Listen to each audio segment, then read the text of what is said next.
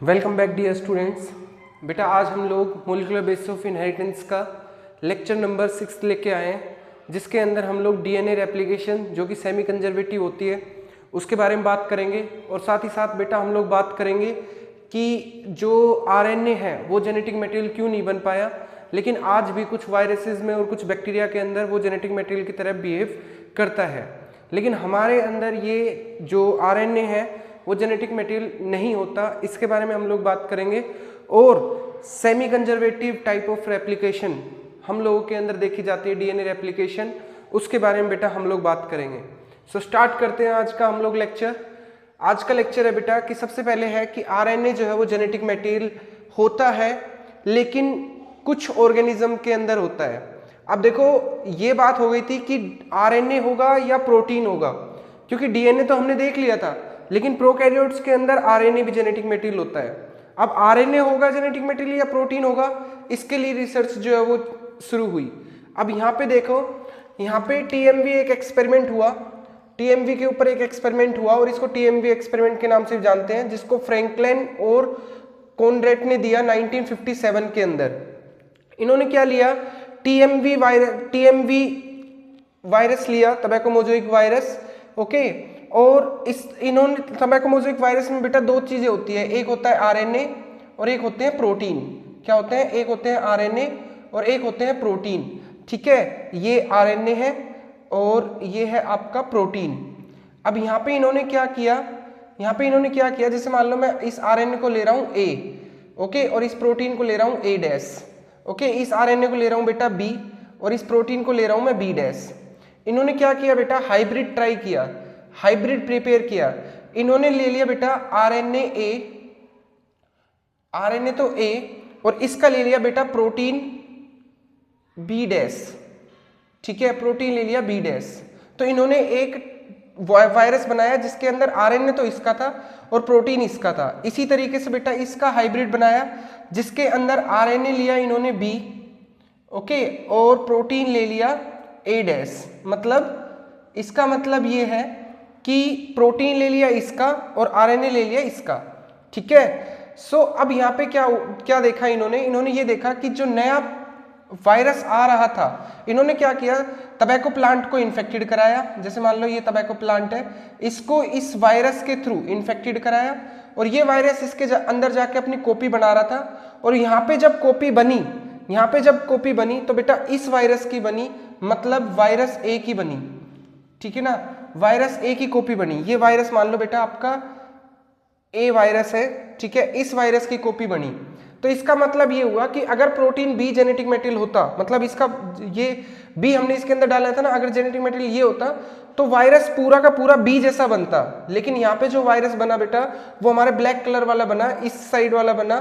सो यहाँ से ये प्रूव हुआ कि आरएनए जेनेटिक मटेरियल है। और इस केस में भी आरएनए बी और प्रोटीन ए डैश लिया है। तो यहाँ पे भी जो आपका नया जो वायरस बना वो आपका इस टाइप का बना, क्योंकि इसके अंदर आरएनए बी टाइप का डला हुआ था। ये जो हाइब्रिड बनाया हुआ था इसके अंदर आरएनए बी टाइप का डला था, इसकी वजह से जो हमें वायरस मिला वो रेड कलर वाला वायरस जो है वो मिला नया, ओके। सो यहाँ से ये प्रूव होता है कि प्रोटीन जेनेटिक मटेरियल ना होकर प्रोकैरियोट्स में कौन है बेटा, वायरस जेनेटिक मटेरियल है।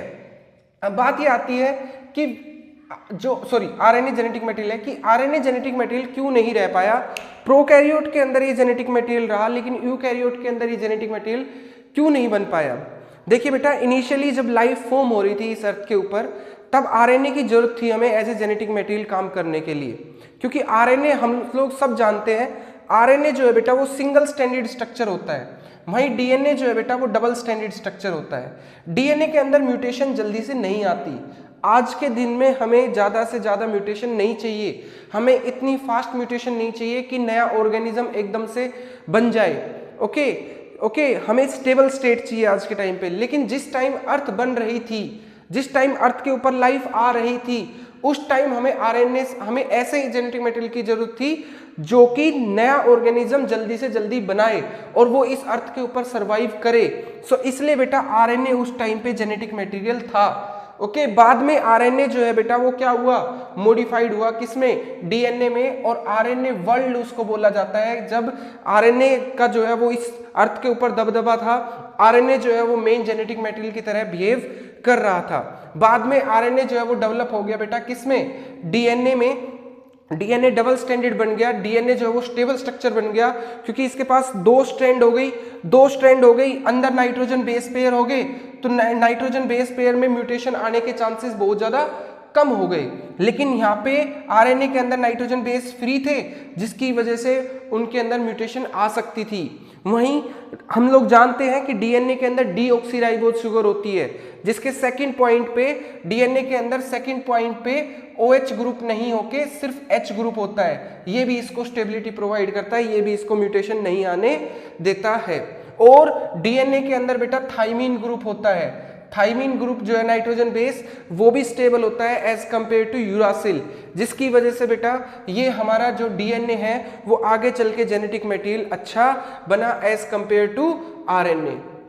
ओके, नेक्स्ट बात करते हैं बेटा, नेक्स्ट बात करते हैं, हमने ये देख लिया कि डीएनए ही हमारा जेनेटिक मटेरियल है।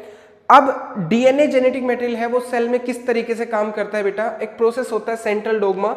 सेंट्रल डोग्मा का मतलब क्या होता है बेटा कि डीएनए है, डीएनए से बनेगा आपका आरएनए, और आरएनए से बनेंगे आपके क्या, प्रोटीन। आरएनए से क्या बनेंगे बेटा आपके, प्रोटीन। ये प्रोसेस होता है एक सेल के अंदर। एक सेल के अंदर डीएनए से आरएनए बनता है, आरएनए से प्रोटीन बनता है। ओके, सो जो डीएनए है वो भी जरूरी है कि वो अपनी बार बार कॉपी बनाता रहे। डीएनए बार बार अपने आप को क्या करता रहे, रेप्लिकेट करता रहे, क्योंकि हमारी सेल्स जो है बेटा वो हमेशा क्या करती रहती है, डिवाइड करती रहती है। और जब सेल डिवाइड करेगी तो ये जरूरी है कि हर सेल में जो न्यूक्लियस के अंदर डीएनए है उसका कंटेंट बराबर रहे, उसका कंटेंट जो है वो इक्वल रहे। तो जरूरी है कि हमारा डीएनए जो है वो कैसा क्या हो, रेप्लिकेट हो। ये रेप्लिकेशन किस तरीके से होगी ये हम लोग नेक्स्ट लेक्चर में जानेंगे, लेकिन उससे पहले रेप्लिकेशन कैसी होगी उसके बारे में हम लोग बेटा बात करेंगे। ठीक है, डीएनए रेप्लिकेट करता है एस फेज के अंदर, जो हम लोगों ने मियोसिस माइटोसिस पढ़ी होगी, उसके अंदर जब सेल डिवीजन देखी थी तो एस फेज नाम की एक चीज आई थी, उसके अंदर डीएनए जो है वो रेप्लिकेट होता है। रेप्लिकेशन सेमी कंजर्वेटिव होती है। ये मिचेल्सन एंड स्टाल ने देखी थी 1958 के अंदर।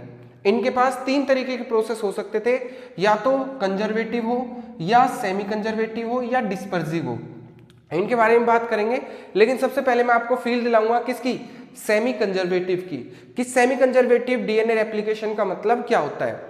इन्होंने क्या किया बेटा, मिचेल्सन एंड स्टाल ने क्या किया, एक बैक्टीरियल सेल ली, ओके, और इस बैक्टीरियल सेल को इन्होंने एक मीडियम, इस इकोलाई सेल को इन्होंने N15 मीडियम में, देखो बेटा नाइट्रोजन है, नाइट्रोजन यूज होती है हमारी नाइट्रोजन बेस में, जैसे एडनिसिन में, गुआनोसिन में, थाइमीन में, ठीक है, साइटोसिन में, इसमें नाइट्रोजन यूज होती है।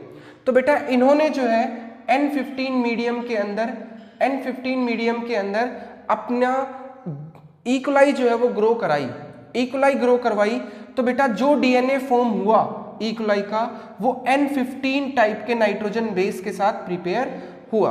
ओके, फिर इन्होंने क्या किया, इस इकोलाई को उठा के रख दिया N14 मीडियम में, तो ये इकोलाई अपटेक करेगी नाइट्रोजन 14 को। ओके, अब जब नाइट्रोजन 14 को करेगी तब इन्होंने ये देखा कि एक स्ट्रैंड डीएनए का, एक स्ट्रैंड N14 है और एक स्ट्रैंड आपका अब भी N15 है, मतलब हाफ हाफ है। ओके ओके, उसके बाद बेटा इन्होंने एक साइकिल और चलाई, एक साइकिल और चलाई, एक सेल से दो सेल, दो से चार सेल, ठीक है, इस तरीके से। फिर इन्होंने क्या किया बेटा, इसकी एक साइकिल और चलाई, तब इन्होंने ये देखा कि जो एक डीएनए बना वो तो पूरा कंप्लीटली N14 और N14 बना, और एक बना N15 और N14 ऐसे, ठीक है, इस तरीके से बना, ठीक है, ओके, इस तरीके से जो है वो आपका स्ट्रक्चर बना। अब यहां पे देखो इन्होंने क्या देखा कि सेमी कंजर्वेटिव, सेमी कंजर्वेटिव का मतलब ये है कि जो नेक्स्ट जनरेशन आ रही है, जो नेक्स्ट जनरेशन आ रही है उसमें आपका 50% जैसा पेरेंट है ना वैसा जो डीएनए है वो बन रहा है, ठीक है, 50% ये आपका अब भी यहाँ पे प्रेजेंट है। ओके, 50% ये अब भी यहाँ पे आपका प्रेजेंट है, इसका मतलब सेमी कंजर्वेटिव है। आप देखो कि ऐसा नहीं है कि पूरा पूरा N15 ही रहा ये। ऐसा क्यों हुआ बेटा? ऐसा इसलिए हुआ कि ये दो स्ट्रैंड है ना, ये दो स्ट्रैंड आपकी अलग अलग हुई होगी डीएनए रेप्लिकेशन के टाइम पे। डीएनए रेप्लिकेशन के टाइम पे ये आपकी अलग अलग हुई होगी। किस तरीके से बेटा? इस तरीके से, ठीक है। ये N15 हो गई और ये N14 हो गई। ओके, अब देखो क्या हुआ कि N14, अब आपने यहाँ पे मीडियम ले रखा है N14, तो इसके ऊपर जो नया स्ट्रैंड बनेगा वो N14 का ही बनेगा, क्योंकि आपने मीडियम कैसा डाल रखा है? N14 डाल रखा है। और इसके ऊपर भी जो आएगी स्ट्रैंड वो N14 आएगी, क्योंकि मीडियम के अंदर N15 नहीं है। शुरू में था, वहां से निकाल लिया था, फिर N14 के अंदर डाल दिया था, जिसकी वजह से जो आपका नया ऑर्गेनिज्म, नई जो डीएनए बने उसके अंदर N15 अब भी है, लेकिन हाफ अमाउंट में है। ऐसा नहीं है कि कंप्लीटली गायब हो गया या कंप्लीटली N15 बन गया। तो एक डीएनए के अंदर ये अब भी प्रेजेंट है, दैट इज सेमी कंजर्वेटिव। जो नेचर है ना N15 का, वो हर रेप्लिकेशन के बाद कंजर्व मिलेगा, ठीक है। यहाँ पे देखो, जैसे मान लो 50% है, तो अगले उसमें बेटा ये 15% का हाफ कर देना, 25% N15 वाला ये हाइब्रिड मिलेगा, और आपको 75% जो है वो नया मिलेगा ये, ठीक है। और उसके बाद भी कर दोगे तो 25 का हाफ कर देना बेटा, 12.5% आपको ये वाला मिलेगा। तो ये वाला जो केस है ये आपका हमेशा आपको हर एक उसके अंदर साइकिल के बाद ये वाला केस आपको जरूर देखने को मिला। ऐसा नहीं है कि वो गायब हो गया, कुछ ना कुछ परसेंटेज उसका मिला आपको। सो इसलिए हमने ये बोला कि सेमी कंजर्वेटिव है, कंप्लीटली कंजर्वेटिव भी नहीं है। कंप्लीटली कंजर्वेटिव होता तो ये होता कि हर साइकिल में आपको N15 का एक पूरा का पूरा डीएनए मिल रहा है, ठीक है। N15 का आपको एक पूरा का पूरा डीएनए मिल रहा है। ये मतलब होता है किसका? कंजर्वेटिव का, कि हर साइकिल के बाद आपको एक कंप्लीटली रेड कलर का N15 जो है वो देखने को मिले। ऐसा भी नहीं हुआ। या फिर डिस्पर्सिव, डिस्पर्सिव का मतलब है कि N15 आपको इस तरीके से मिले, ठीक है, कहीं कहीं से, कहीं कहीं से, कहीं कहीं पे, जैसे मान लो उसके जो स्ट्रैंड है वो इस तरीके से मिले आपको, ठीक है। ऐसा भी नहीं मिला कि कहीं कहीं पे N15 दिखा और कहीं पे N14, ऐसा भी नहीं हुआ। ओके, सो ये थी क्या आपकी डीएनए जो है वो कैसा होता है? सेमी कंजर्वेटिव होता है। ओके, डीएनए जो है वो सेमी कंजर्वेटिव होता है। और इन्होंने ये जो है बेटा N14 मीडियम डालने के बाद इसको वो करवाया था, क्या नाम है, डेंसिटी ग्रेडियंट में रखा था। डेंसिटी ग्रेडियंट का मतलब होता है डेंसिटी के हिसाब से उनका अरेंजमेंट करना।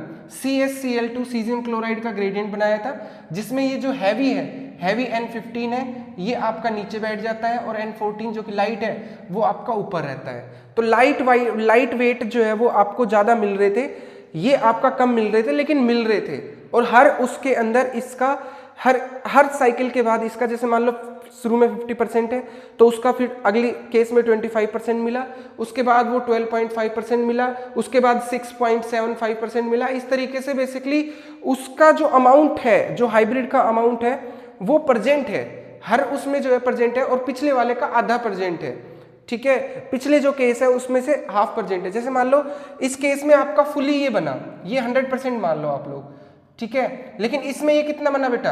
50%, 50% ये और 50% ये। इसके बाद जब आप लोग इसको रेप्लिकेट कराओगे बेटा, तो कंप्लीट अगर 100% था तो ये बनेगा आपका 25%, और ये साइड वाले बनेंगे आपके 75%। जो N14 है ये 75% बनेंगे, और ये हाइब्रिड आपका 25% बनेगा।